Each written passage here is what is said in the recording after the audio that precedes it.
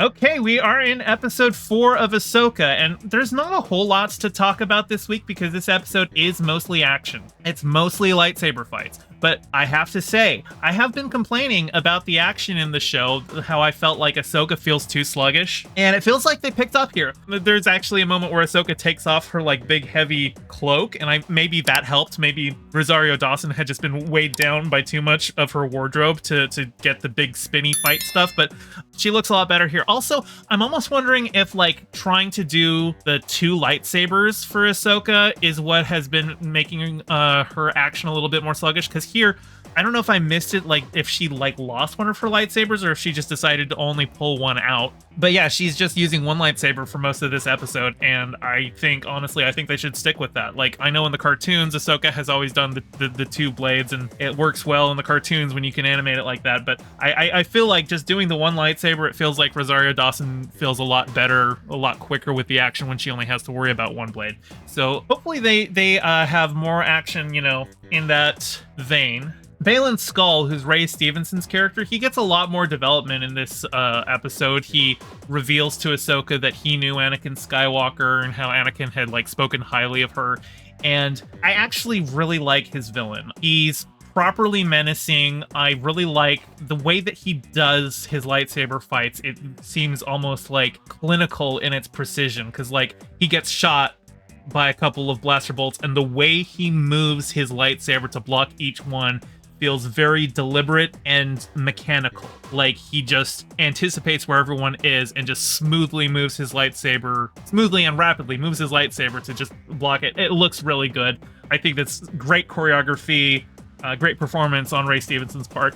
And it's really sad because Ray Stevenson passed away very recently, and I almost want this guy to be like a recurring longtime villain, but obviously that can't happen now. And maybe that was the plan for him, maybe it's not, maybe he dies by the end of the season, I don't know yet. Just spitballing the way that he's being set up, it would be nice if he was being set up as like a long-running villain.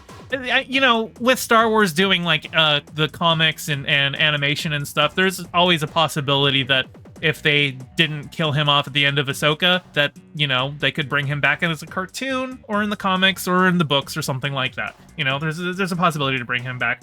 I hope they have more development on him and more of his history in this episode. But yeah, Lady Calgana says, I feel like the episodes of Ahsoka are too short and not enough significant happens. I feel like the show would have benefited from the binge model.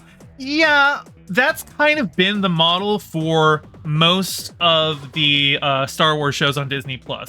It's usually focused almost entirely around an action set piece with a little bit of story at the beginning and end of each episode. Mandalorian has been really big, that especially like season 3 of Mandalorian, that was basically the plot of every episode. Honestly, for a lot of these shows, especially the ones that are only like 6 or 8 episodes, it feels more like they are a movie padded out with filler than they are a TV show with a movie budget, you know? The Marvel shows are really bad at this. Most of the Marvel shows that we've seen have been 6 episodes in length, and they have literally just been, okay, so it's just another MCU movie, but with some padding for character development. Other than like She-Hulk, which I think, I didn't like She-Hulk, but I did like that they were trying to, you know, that they weren't doing the MCU formula with it. It was, you know, a sitcom about a single female lawyer. It was more Ally McBeal than anything else. And I guess WandaVision was probably the most creative thing with the MCU.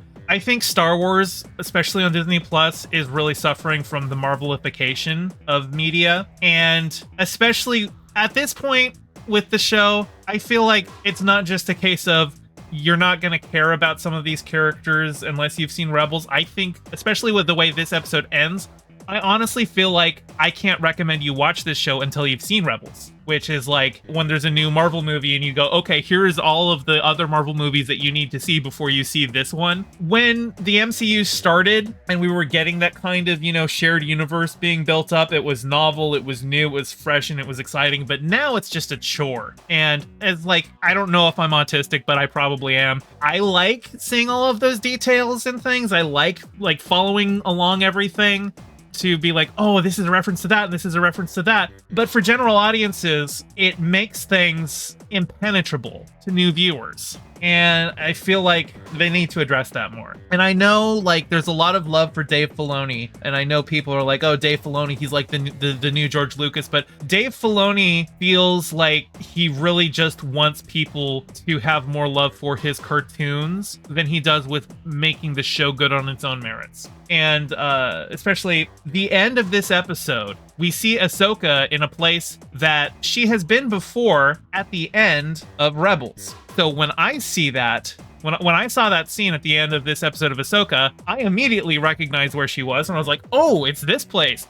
Well, that's big. But if you haven't seen Rebels, you're just gonna be like, the hell happened here? What's going on?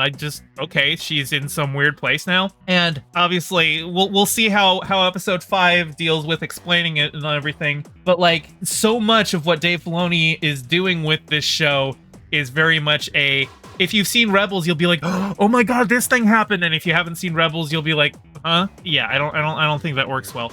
As I've been talking about, I've been looking forward to seeing Hayden Christensen return as Force Ghost Anakin. Well, it happens. It's here. Now, he only shows up at the very end of the episode, but he looks weird. Now, I must remind you, Hayden Christensen, he's in his like 40s or 50s. This is a very smooth face. They kind of do the same sort of like shoddy CGI de-aging that they did to him in Obi-Wan Kenobi. And at least with Obi-Wan Kenobi, I understood why they were doing it, because it was a flashback to him as a Padawan. So yeah, you would want to de-age him so he looks like he did in episode 2.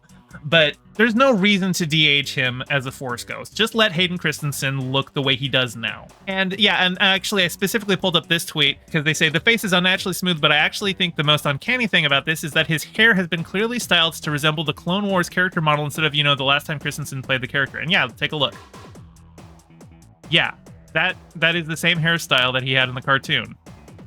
And versus what he looked like in the movie, a little bit messier. And maybe his hair was a little bit messier in episode 3 because they're, portraying him as, going to his downfall.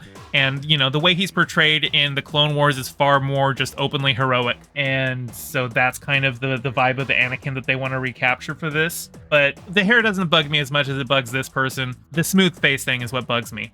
I also noticed it looks like they got rid of his scar here, which, okay, that's, I guess in your Force Ghost, you're like your most ideal self. But Force Ghost Yoda still looks like he's 900 years old, right? So I don't know. I don't really think there's a need to de-age him like this. Medical Vitriol says he's burnt up by that point, of course, after episode 6. That's true. Yeah, he would have had more than that one scar. So yeah, that's fine that he doesn't have the scar. He would have a lot more scars if he kept his scars in the afterlife. I don't know. I'm enjoying the action in this show, but I really can't recommend that you watch this show if you haven't watched Rebels at this point. Hey, thanks for watching. I'm trying to get my channel monetized, so your view means a lot. Don't forget to toss me a like and subscribe and ring the bell. I stream every Monday and Thursday at 5 p.m. Pacific, so catch me live and join in on the convo. You can find all my socials in the description below, and thank you to all my patrons with a special shout out to Piftle Cakes and Ryan D. Your support means the world. Catch you next time.